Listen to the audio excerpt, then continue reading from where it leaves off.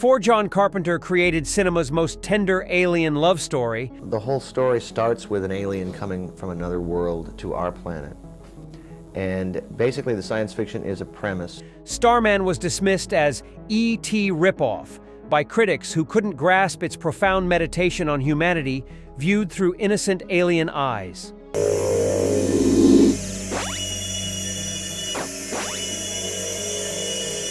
The cast has finally revealed secrets that will transform your understanding of the film that proved Carpenter could deliver heartbreaking romance alongside his horror mastery. Well, I can understand it because I'm primarily known for horror films and suspense thrillers.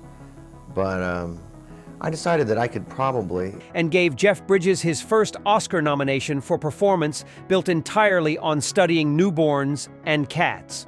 The E.T. shadow that almost killed the film. What most fans don't realize is that Starman was greenlit before E.T.'s release, but emerged 2 years later into marketplace dominated by Spielberg's Phenomenon.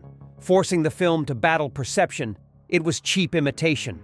The decision to proceed with release, despite inevitable comparisons, created impossible marketing challenge. Waldheim, to whom it may concern, come and see us sometime. That overshadowed the film's sophisticated exploration of love and mortality that E.T. never attempted. Jeff Bridges revealed years later his awareness of the E.T. problem. We'd made completely different film about adult relationship and mortality, but everyone kept saying we were copying Spielberg.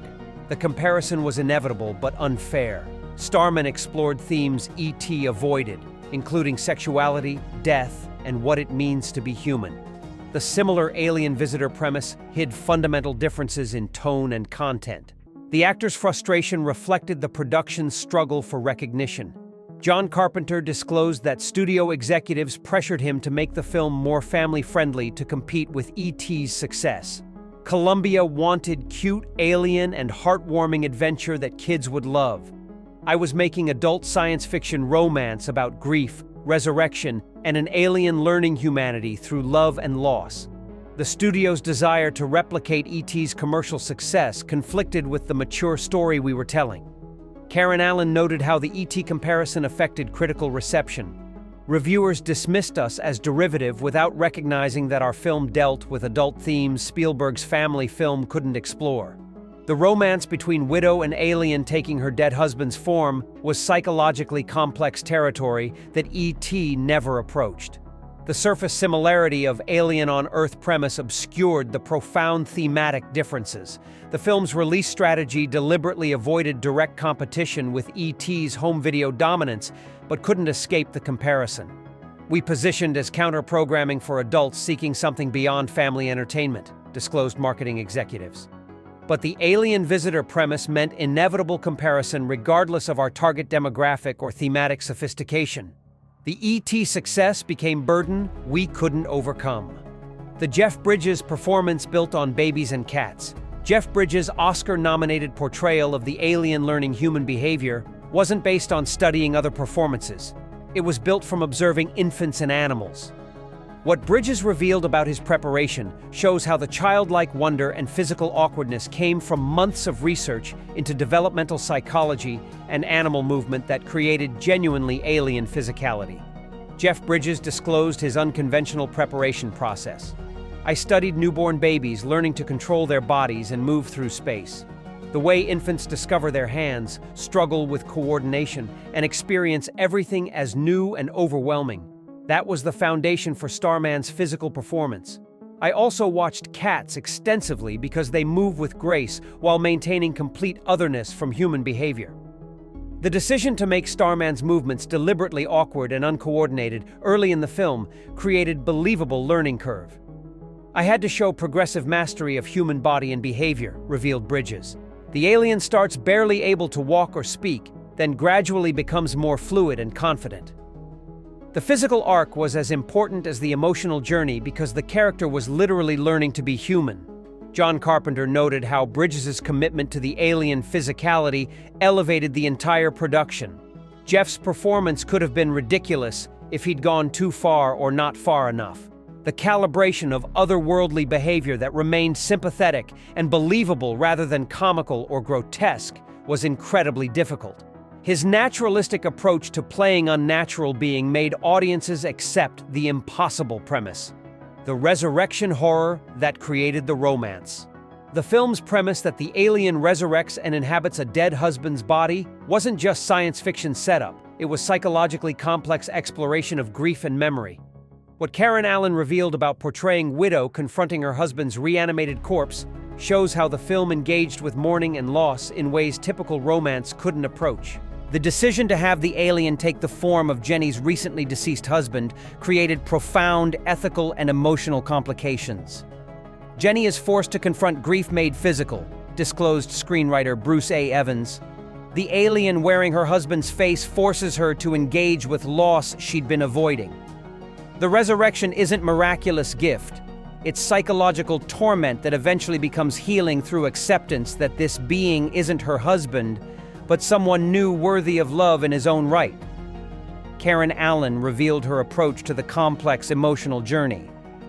Jenny's initial horror and confusion about seeing her dead husband walking around had to feel genuinely traumatic.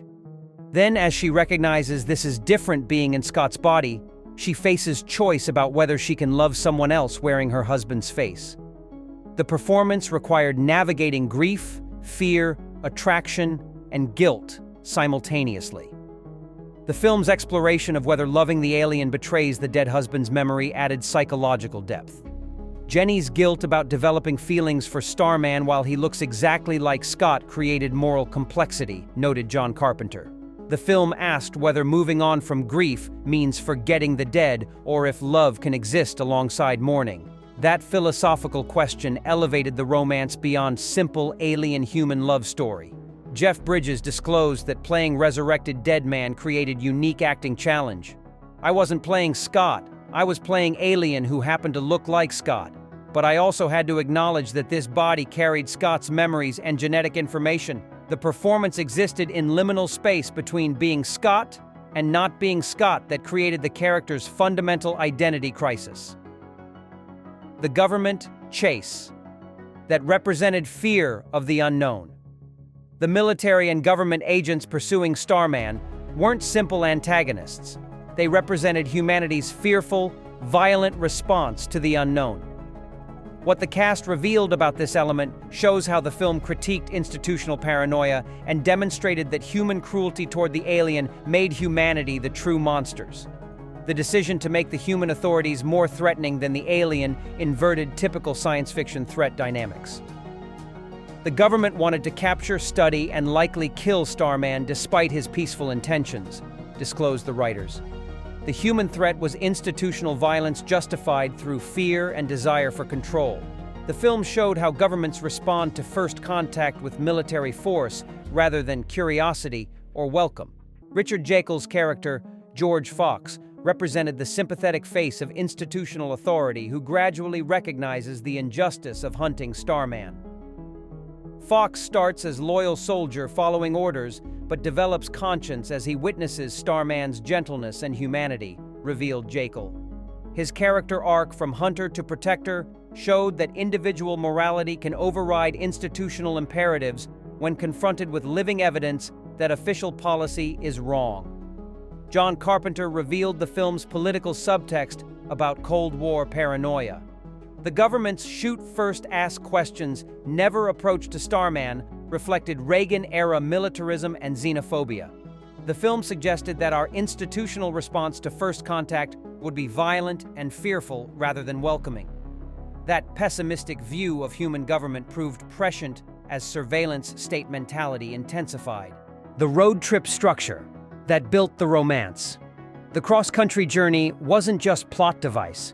It was deliberate structure that allowed gradual relationship development. What the cast revealed about the road trip sequences shows how the confined spaces and constant proximity forced authentic connection, while the American landscape became character in exploration of what makes humanity worth defending.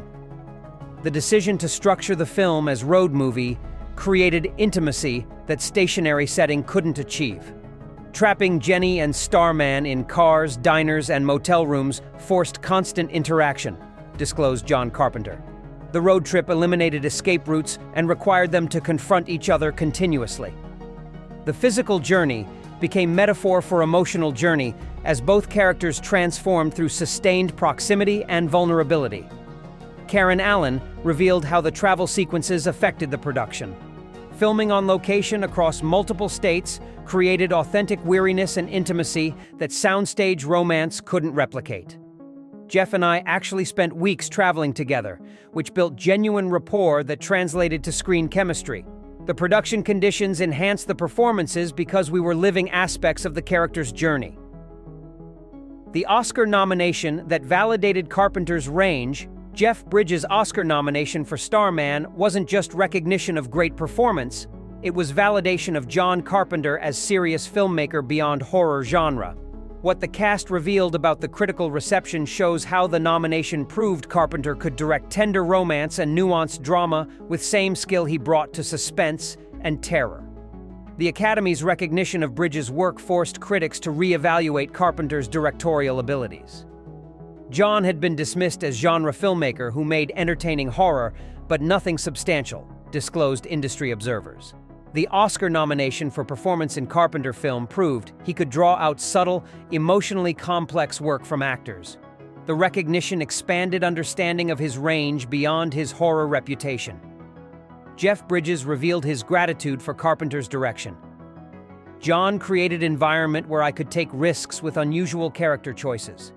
He trusted my instincts about the physical comedy and emotional vulnerability required for the role. Directors who only make horror rarely create space for that kind of layered performance. John proved he was a complete filmmaker. The nomination's timing during Carpenter's career nadir made it particularly meaningful. Starman came after The Thing's commercial failure nearly destroyed John's career, noted the production team. The critical and commercial success vindicated his artistic vision and proved the failure wasn't about his abilities, but audience unreadiness for The Thing's darkness. The Oscar nomination restored his reputation and career trajectory. The legacy that influenced alien romance. Starman's influence on subsequent alien-human romance narratives exceeded its modest box office success.